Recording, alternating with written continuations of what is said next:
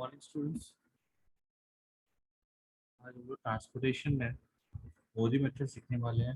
Modi method का full form है modified distribution method. ठीक है, और सबसे पहले ये क्वेश्चन देख लेते हैं कैसे सॉल्व करना है। लिखा है company is transporting its unit from 3 factories F1 F2 F3 to 4 warehouse W1 W2 W3 and W4. The supply and demand of the unit with the transportation cost per unit rupees are given below. ये आपको transportation cost दिया हुआ है। Factory 1 से warehouse 1 तक जाने का cost, factory 1 से वेयरहाउस 2 तक जाने का कॉस्ट, फैक्ट्री 1 से वेयरहाउस 3 तक जाने का कॉस्ट और फैक्ट्री 1 से वेयरहाउस 4 तक जाने का कॉस्ट। ये यहाँ पे उसका demands in unit, supply in units, ठीक है, दिया हुआ है। आगे क्या पूछा है? Find the initial feasible solution using a Google approximation method, or test IFS for optimality by using MODI method and optimal solution, and is the solution unique recommended। ठीक है, तो आपको जो है सबसे पहले इसका initial feasible solution find out करना है यूजिंग गूगल अप्रोक्सीमेशन मेथड से। तो गूगल अप्रोक्सीमेशन मेथड मतलब मोदी मेथड का है। ये हम लोग मतलब ये सॉरी वैम कहते हैं जिसको हम लोग शॉर्ट फॉर्म में, वो हम लोग सीख रहे हैं। ठीक है, तो देखो यहाँ पे मैंने जो ये क्वेश्चंस के जो कॉस्ट थे वो सारे मैंने लिख दिए थे, डिमांड सप्लाई लिख दिया था। ठीक है, और मैंने कल आपको कहा था कि आप जब भी इस तरह क्वेश्चन आए तो ऑलवेज सी टू इट की इसका डिमांड और सप्लाई जो है वो बैलेंस होना चाहिए। तो यहाँ पर वो आपको जरूरत नहीं, क्योंकि डिमांड और सप्लाई जो है वो ये ऑलरेडी लोगों ने 50 दिया हुआ है, मतलब कि इसका सप्लाई भी 50 है और डिमांड भी जो है वो 50 है। जस्ट हमको यहाँ पे 50 रख देना है। ओके, अब पेनल्टी कैलकुलेट करते हैं। तो सबसे लोवेस्ट नंबर इस फर्स्ट रो में जो है 2 है, तो 2 में से और उससे बड़ा नंबर 5, तो 5 माइनस 2 करोगे, पेनल्टी यहाँ पे 3 आ जाएगा। फिर यहाँ पर सबसे लोवेस्ट नंबर इज 4 और सबसे बड़ा जो है 5, 5 माइनस 4 इज 1। देन और यहाँ पर है सबसे लोवेस्ट नंबर 6, 6 माइनस 2 इज 4। ठीक है, सेम यहाँ पर सबसे lowest number, sir lowest number 2 है। हाँ ये इस कॉलम का ना, इस कॉलम का लोवेस्ट नंबर 2 है। 5 माइनस 2 करेंगे तो 3 आएगा यहाँ पे। देन लोवेस्ट नंबर इज 7 और उससे 8, 8 माइनस 7 1। और फिर यहाँ पर देखोगे तो लोवेस्ट नंबर इज 6, 6 माइनस 4 करो, सॉरी लोवेस्ट नंबर इज 4, उससे अपर लोवेस्ट है जो 5, 5 माइनस 4 करोगे 1 आएगा। और यहाँ पर लोवेस्ट नंबर इज 2, तो 9 माइनस 2 करोगे तो 7 आ जाएगा। तो सबसे बड़ा जो पेनल्टी आया, पेनल्टी जो मैक्सिमम पेनल्टी जो है वो आपको वेयर हाउस 4 में है। तो यहाँ से एंटर करेंगे आप, एंटर करेंगे और सबसे लोवेस्ट नंबर के पास जाएंगे। सबसे लोवेस्ट नंबर का डिमांड और सप्लाई आपको चेक करना है। ठीक है, जो छोटा रहेगा वो आप उसको देके आगे निकल जाओगे। तो यहाँ पर जो डिमांड है 13 है, सप्लाई 14 है, तो जो लोवेस्ट वन इज 13, तो आप 13 जो है वो यहाँ पे दे दोगे। तो ये आपने इसका डिमांड जो है वो फुलफिल कर दिया, और डिमांड फुलफिल कर दिया तो ये भी आगे ये सारी चीज़ें जो है वो कैलकुलेशन के पार्ट में आपके नहीं आएंगे, तो ये वो आप वापस कैलकुलेट आप नहीं करोगे।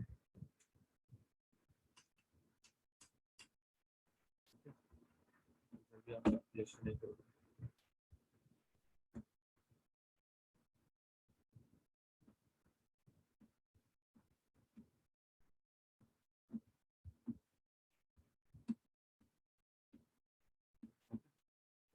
चलो, तो ये आपका कैंसिल हो गया।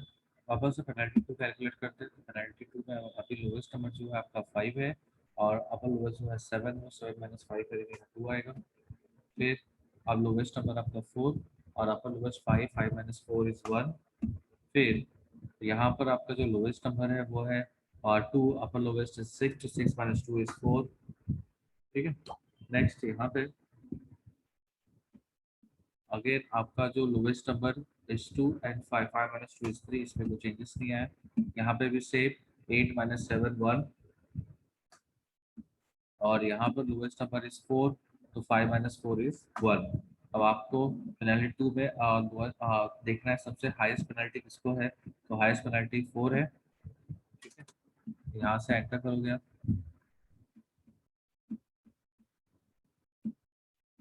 और लोवेस्ट नंबर जो है इस रो में उसके पास जाओगे। सबसे लोवेस्ट नंबर जो 2 है, इसका डिमांड और सप्लाई आप चेक करते हो। तो डिमांड जो है वो 15 है, सप्लाई 16 है, तो डिमांड 15 देके आप आगे निकल जाओगे।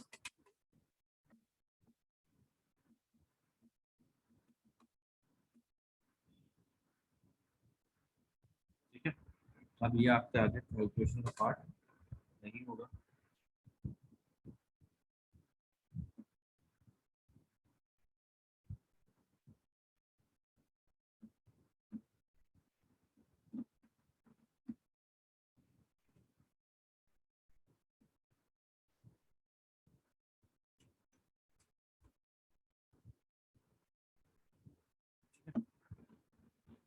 फिर नेक्स्ट वापस से पेनल्टी 3 कैलकुलेट करते हैं। पेनल्टी 3 में अब आपका लोवेस्ट नंबर 5 है और अपर लोवेस्ट इज 8, तो 8 माइनस 5 3 हो गया। फिर यहाँ पर 10 माइनस 4 6, 7 माइनस 6 इज 1। ठीक है, और उसमें 8 माइनस 7 1, और 5 माइनस 4 इज अगेन 1। ठीक है, 5 माइनस 4 इज अगेन 1। तो ये आपको यहाँ पे, आप देखो यहाँ पे सबसे हाईएस्ट हायर पेनल्टी जो है 6 को है, तो उसको अलॉट करो। अब इसमें लोवेस्ट नंबर जो है वो 4 है। 4 का आपको डिमांड और सप्लाई चेक करना है। तो 4 का डिमांड जो है वो 12 है, सप्लाई 20 है। आगे इसको आप डिमांड जो है उसका डिमांड फुलफिल करो, 12 यूनिट्स को दे दो और आगे निकल जाओ। ये जो आपका कैलकुलेशन है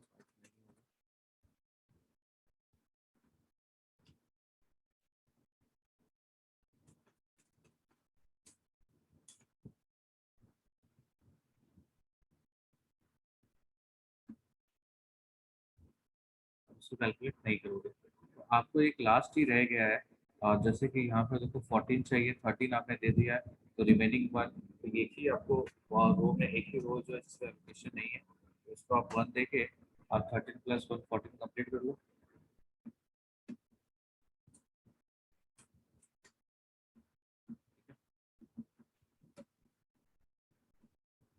उसके बाद यहाँ आपको 12 देना था, अब मतलब 20 देना था, सप्लाई 12 दे दिया और रिमेनिंग 8 यूनिट्स है, तो यहाँ दे दो आप।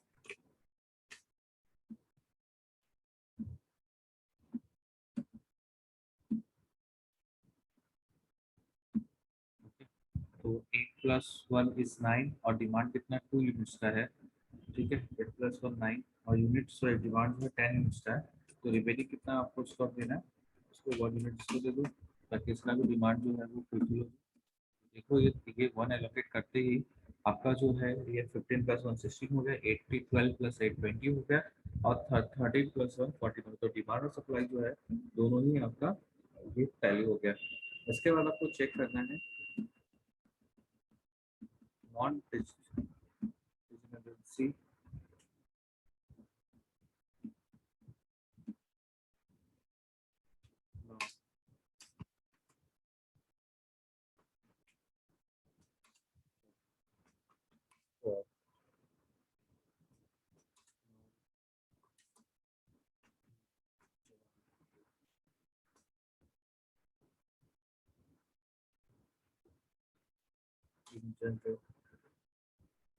सी,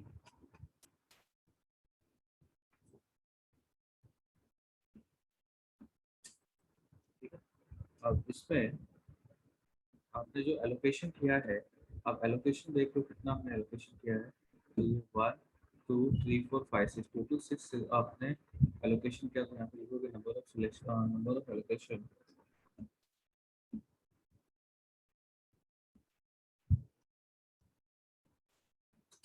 number of allocation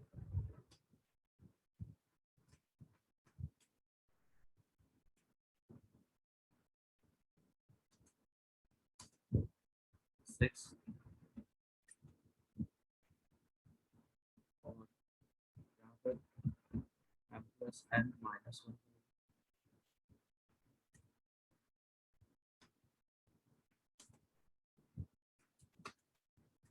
equal to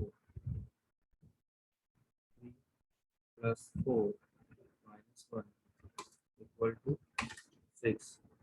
यहाँ पर आपका जो m प्लस n जो था, m का मतलब होता है नंबर ऑफ रो और n का मतलब होता है कॉलम। तो नंबर ऑफ रो और कॉलम में से 1 माइनस करोगे तो वो जो आंसर आएगा, ये आंसर आपका इक्वल होना चाहिए एलोकेशन के भी। तो अगर ये दोनों इक्वल है तो आप बोलोगे कि हाँ ये डीजनरेट है।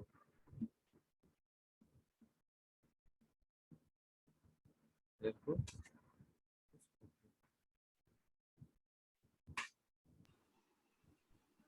सर वो वापस समझाओ ना। क्या क्या m प्लस n वाला, यही सिक्स समझाना ना, m plus n minus one. क्या सर? क्या समझाना है आपको ये वाला?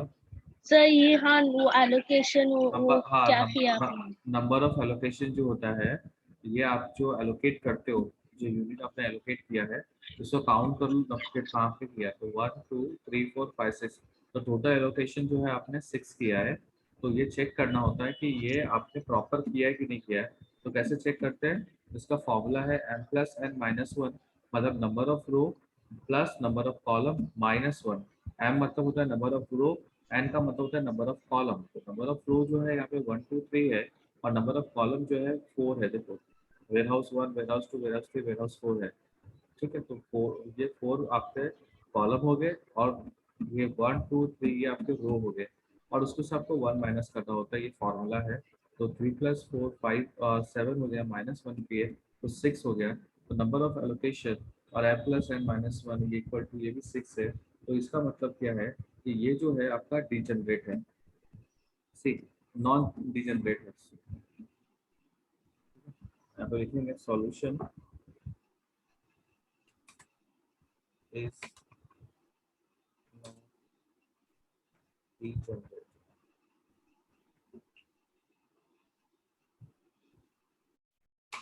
Solution,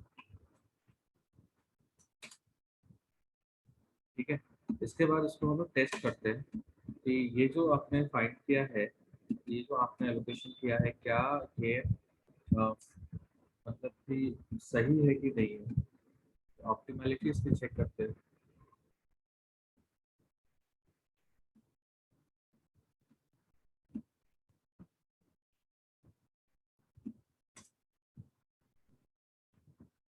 testing IFS।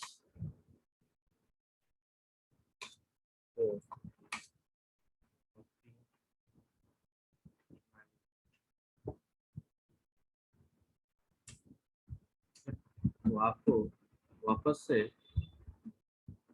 कुछ कॉपी करनी है।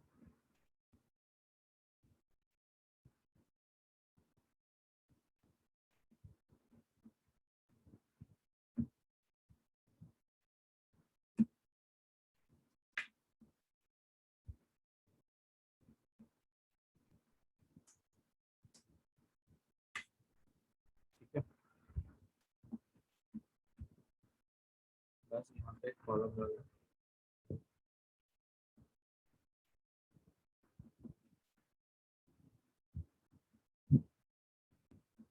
यहाँ पे एक रो लेना।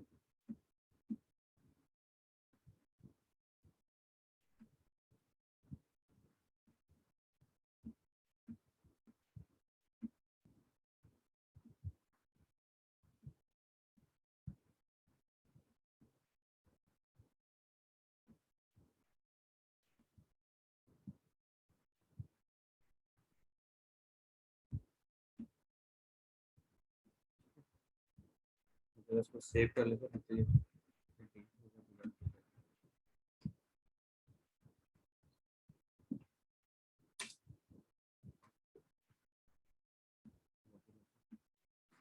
ठीक है। अब यहाँ पर आपको UI लेना है।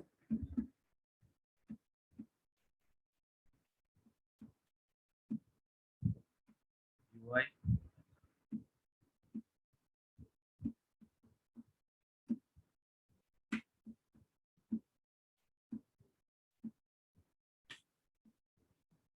यहाँ पे लिखेंगे QI, और यहाँ पे लिखते हैं VI, दोनों स्मॉल में रहेगा। UI VI, ठीक है।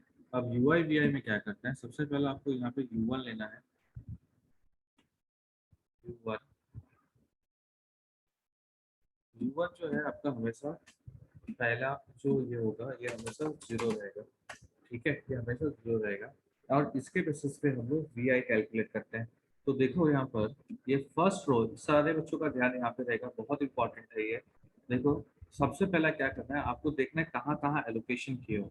जहाँ पे भी आपने एलोकेशन किया है उसके कॉस्ट में से यूआई का वैल्यू को लेस करना है। मैं एक बार वापस से रिपीट करता हूँ स्टूडेंट्स, जहाँ पे पहले यू वन इक्वल टू जब आप 0 लिखते हो तो उसके बाद आपको इस पर्टिकुलर रो में एंटर करना है, लेकिन आपको सिर्फ उसी के पास जाना है जिसको आपने एलोकेशन दिया है। तो आपने एलोकेशन दिया है 13 को, मतलब 2 के पास जाओगे। 2 जो है ये कॉस्ट है, फैक्ट्री 1 से वेयरहाउस 4 तक जाने का कॉस्ट है, उसमें से आप 0 को माइनस करोगे, ठीक है। तो जो भी आपका आंसर आएगा वो आप यहाँ पे लिख दोगे, ठीक है। जैसे अभी मैं यहाँ पे सब डाल देता हूँ।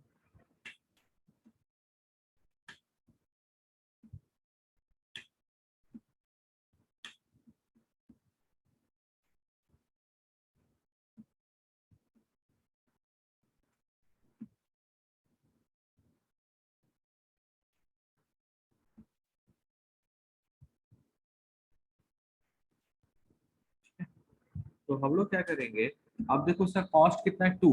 2 में से अगर आप 0 को माइनस करोगे तो आंसर क्या आएगा 2। बहुत से स्टूडेंट्स क्या करते हैं कि 0 - 2 करते हैं और आंसर नेगेटिव में लेके आते हैं। ऐसा नहीं कर रहे हैं आपको, आपको जस्ट जो भी आपका एलोकेशन दिए हो उसका जो कॉस्ट है, कॉस्ट में से यूआई का वैल्यू को माइनस करना होता है, ठीक है। तो 2 - 0 = 2। ओके, नेक्स्ट इस रो में एलोकेशन का है 8 के पास है, ठीक है। तो यहाँ पर 8 - 0, तो 8 - 0 जो है वो क्या होगा 8, ठीक है। तो ये पर्टिकुलर रो में आपका दो एलोकेशन था, दोनों एलोकेशन को आपने माइनस कर दिया, 0 माइनस कर दिया तो आपको V2 का वैल्यू मिल गया। अब रिवर्स जाना है, ठीक है। रिवर्स कैसे जाओगे आप, जो है अब आपको वी का मतलब दो जगह पे आपको V की वैल्यू मिल गई। अब इससे आप U2 का वैल्यू और U3 का वैल्यू कैलकुलेट करोगे। कैसे करोगे, अब देखो, अब ये कॉलम में भी सेम प्रोसेस, कॉलम में भी सेम प्रोसेस। कॉलम में क्या करना है, इसका तो एलोकेशन हो गया। अब सेकंड देखो, नेक्स्ट एलोकेशन जो है यहाँ पर है 10 के पास है। तो आपको क्या करना है, इसका जो कॉस्ट है 10, 10 में से 8 को माइनस करना है। अगेन कॉस्ट में से V2 का वैल्यू माइनस करना है। तो 10 में से 8 को माइनस करोगे तो आंसर आएगा 2। तो यहाँ पर हम 2 लिख देंगे। भाई बात समझ में स्टूडेंट्स, ठीक है। सिमिलरली यहाँ पर भी, यहाँ देखो, यहाँ भी एलोकेशन है। तो 7 में से 8 को माइनस करेंगे, ठीक है। 7 में से 8 को माइनस करेंगे, जो आंसर आएगा वो U3 में लिख देंगे। तो 7 - 8 करोगे तो आंसर आएगा -1। ओके, नेक्स्ट, अभी आपको V3 और V1 का वैल्यू फाइंड करना है। अब आपने U3 का वैल्यू मिल गया और इस रो में जब आपके देखते हो तो ये जो 15 जो एलोकेशन है इसमें आपने V1 का वैल्यू अभी तक नहीं लिखा है। तो आप क्या करोगे, 2 में से -1 करोगे तो -1 इक्वल टू क्या हो जाएगा प्लस। तो 2 + 1 जो हो जाएगा वो 3 हो जाएगा। तो यहाँ पे V1 का वैल्यू आपको 3 मिल जाएगा। सिमिलरली यहाँ 4 है, 4 में से 2 को माइनस करेंगे तो आंसर जो आएगा वो आ गया आपका 2। आंसर क्या आ गया आपका 2। इसके बाद ये होने के बाद आपको है ना एम्प्टी सेल कैलकुलेट करना होता है, ठीक है। ये सॉल्यूशन निकालने के बाद आपको एम्प्टी सेल कैलकुलेट करना होता है।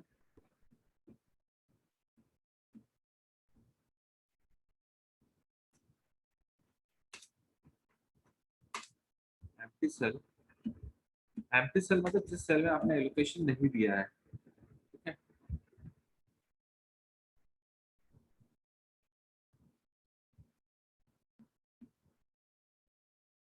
यहाँ पे पहला आएगा सेल,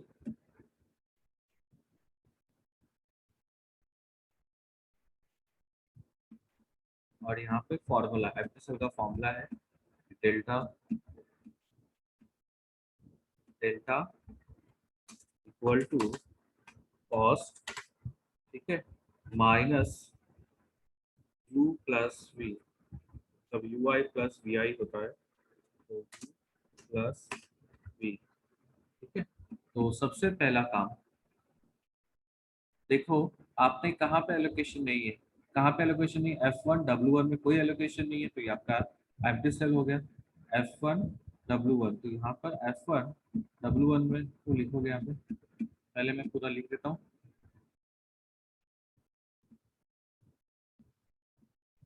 F1 W1,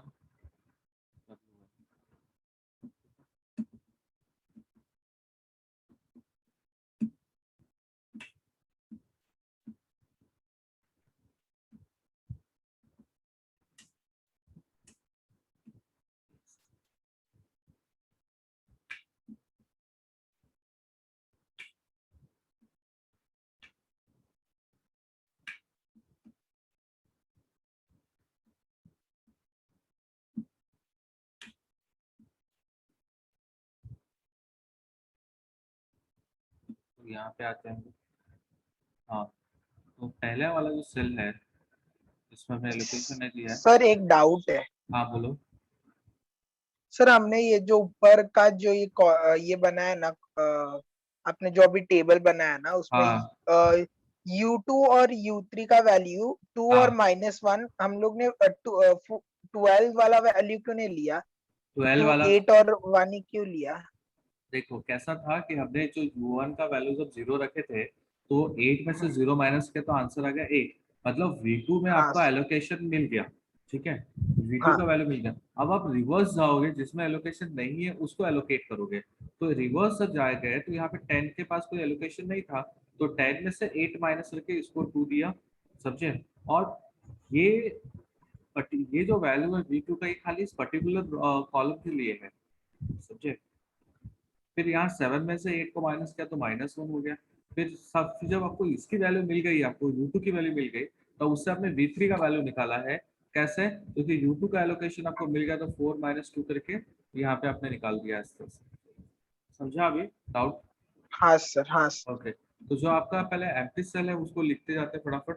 तो एम्प्टी सेल है आपका F1 और W1। ठीक है, दूसरा एम्प्टी सेल है आपका F1 और W3। ठीक है, नेक्स्ट एम्प्टी सेल आपका F2 W1।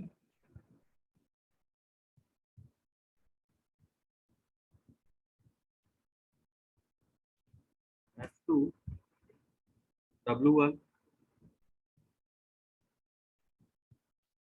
फिर है आपका एम्प्टी सेल F2 W4।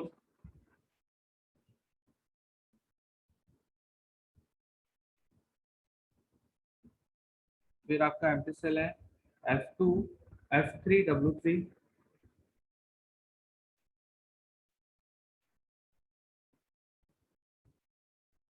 और यहाँ पे F3 W4। ठीक है, तो ये देखो आप लोग, F3 W3 में एम्प्टी है, M3 W4 में एम्प्टी है। अब इसका फटाफट कॉस्ट लेके जाते हैं। तो कॉस्ट जो है F1 W1 का, ये कॉस्ट है 7। ठीक है, माइनस करेंगे आप, और UI VI का वैल्यू, U का वैल्यू 0 है और V का वैल्यू 3 है, तो +3 लिखोगे। ठीक है, तो इक्वल टू होगा 7 - 3 = 4। ठीक है, फिर यहाँ पर F1 W3 में देखो कॉस्ट जो है 5 है, माइनस करेंगे आपका UI VI कॉस्ट 0 प्लस, और W3 का वैल्यू जो है ये 2 है, मतलब V का कॉस्ट 2 है, तो यहाँ पर आपको मिलेगा 5 - 2 = 3। ठीक है, नेक्स्ट है F2 W1। तो F2 W1 में देखेंगे तो कॉस्ट है 5 माइनस आपका U का कॉस्ट जो है वो है 2 प्लस V का कॉस्ट 3 है, तो ये 5 - 5 = आ गया 0। ठीक है, नेक्स्ट है F2 W4। F2 W4 का अगर देखते हो तो कॉस्ट है 9 माइनस U2 का वैल्यू जो है 2, F2 और W4, तो W4 का वैल्यू, V का वैल्यू जो है वो 2 है। ठीक है, इसका वैल्यू है 2 है, तो यहाँ +2 लिखेंगे, तो इक्वल टू 9 - 4 = होता है 5। ठीक है, F3W3, तो F3W3 का वैल्यू अगर कॉस्ट देखोगे तो 6 है, माइनस UI तो UI जो है वो -1 है, प्लस करना है आपको V3 को, दैट इज 2, तो ये आपका आ जाएगा 6 माइनस 1 इक्वल टू 5। ठीक है, यहाँ पे 5 मिल गया। और F3W4, तो F3W4 का जो कॉस्ट है 9 है, माइनस फिर यहाँ पर जब देखोगे UI का वैल्यू, तो UI का वैल्यू इज -1 प्लस VI का वैल्यू जो है V2 का वैल्यू जो है 2 है, तो यहाँ पर ये आपको मिलेगा 9 plus minus minus 9 minus 1 equal to 8। ठीक है स्टूडेंट्स, अब यहाँ पर क्या होता है कि आपको बस ये देखना होता है कि एक भी वैल्यू जो है वो आपका नेगेटिव नहीं होना चाहिए। ठीक है, अगर नेगेटिव नहीं है तो यहाँ पर आपका आंसर जो है वो ऑप्टिमल आ गया। अगर नेगेटिव आता है तो फिर आपको जो है वो ये करना पड़ता है, क्या करते हैं आपको लाइन ड्रॉ करना होता है। वो कैसे करते हैं वो हम लोग आगे के लेक्चर, आगे आने वाले समय हम लोग देखेंगे कब करते हैं। ठीक है, तो यहाँ पर आपने देख लिया कि कोई भी नेगेटिव वैल्यू नहीं आया, यहाँ पे लिख लो।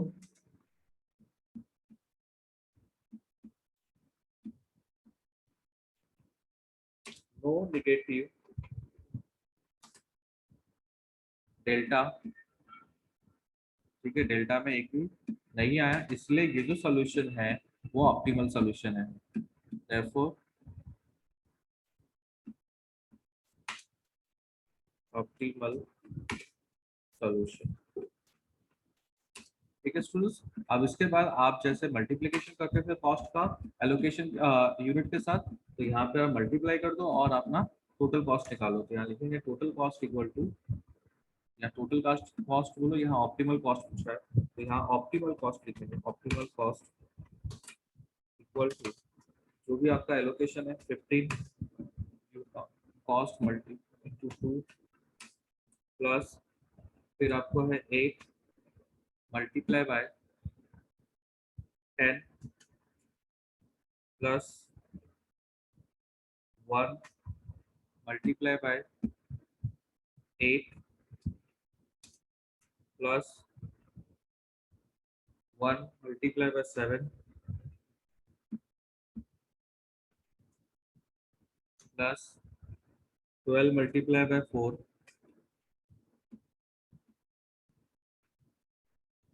Plus 13 multiply by 2।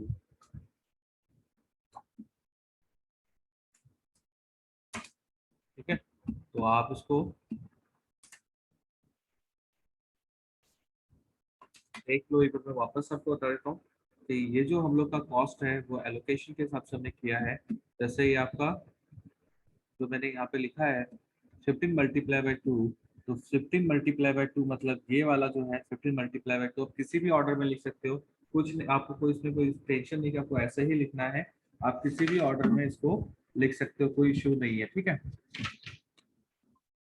तो 15 multiply by 2, 1 multiply by 8, 8 multiply by 10, 7 multiply by 1, तो जो जो आपको एलो किया हुआ है उसको मल्टीप्लाई करना उसके कॉस्ट के साथ। तो ये जो स्टूडेंट्स मल्टीप्लाई करने के बाद, ठीक है, मल्टीप्लाई करने के बाद जो कॉस्ट आता है दैट इज 15 2 जा 30 प्लस 8 10 जा 80 प्लस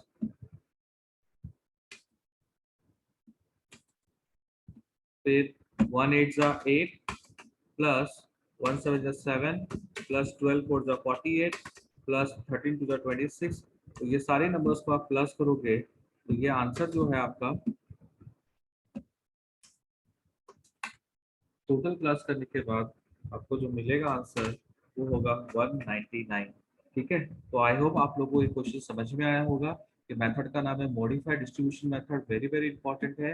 ठीक है, उसमें का सबसे सिंपल क्वेश्चन जो था वो मैंने आपको समझाया है आज समझाने के लिए। ठीक है, अगर आपको समझ में आ गया तो वेल एंड गुड, नहीं समझा तो फिर आप मुझे कॉन्टैक्ट करो। ठीक है, चलो बाय बाय।